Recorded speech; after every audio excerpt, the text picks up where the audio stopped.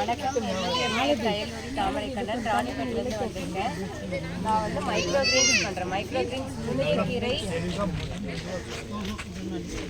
நுண்ணியக்கீரை அப்படின்னு சொல்லுவாங்க.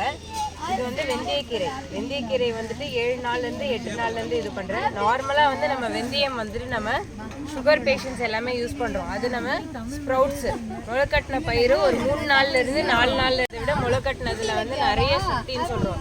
அப்படி இருக்கும்போது இது வந்து அந்த முளைக்கட்டினதுலேருந்து ஒரு எக்ஸ்ட்ராவாக ஒரு 4-5 நாள் எக்ஸ்ட்ரா 3 நாள் வந்து வெந்தயம் ஸ்ப்ரவுட்ஸ் எடுக்கிறோம் அப்படின்னா மைக்ரோ கிரீன்ஸில் வந்து 7 நாள்லேருந்து 8 நாள் அப்படி எடுக்கிறோம். அப்போ வந்து இன்னுமே அதிகமான வந்து விட்டமின்ஸ் அந்த ஆன்டி ஆக்சிடென்ட்ஸ் நோய் எதிர்ப்பு சக்திக்கான இது வந்து அதிகமாக இருக்குது இந்த மைக்ரோ கிரீன்ஸில். இந்த மாதிரி வெந்தயமில் பண்ணுற மாதிரி வந்து நம்ம கோதுமை புல்லில் பண்ணலாம், பச்சை பயிரில் பண்ணலாம், முளைக்கட்டி கொண்டைக்கடலை பண்ணலாம். அப்புறமா காய்கறிகளில் வந்துட்டு ரேடிஷ், பீட்ரூட், ப்ரோக்கோலி அது மாதிரி பண்ணலாம். நார்மலாக ஒரு ரேடிஷ் ஒரு காயில் நம்ம எடுக்கிற சக்தியை விட 40% வந்து ரேடிஷ் மைக்ரோ கிரீன்ஸில் வந்து நம்மளுக்கு ரொம்ப வந்து சக்தி இருக்குது. அது 7 நாள்லேருந்து 8 நாள்லேருந்து பயிர் பண்ணலாம்.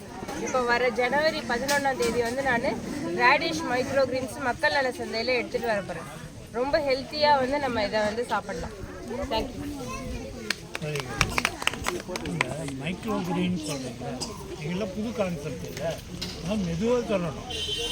மைக்ரோ கிரீன் நம்ம இதில் என்ன அர்த்தம், என்ன எப்படி பயன்படுது, நுண்ணிய கீரைகள் நம்ம யூரோப்பில் மாணிக்க வச்சு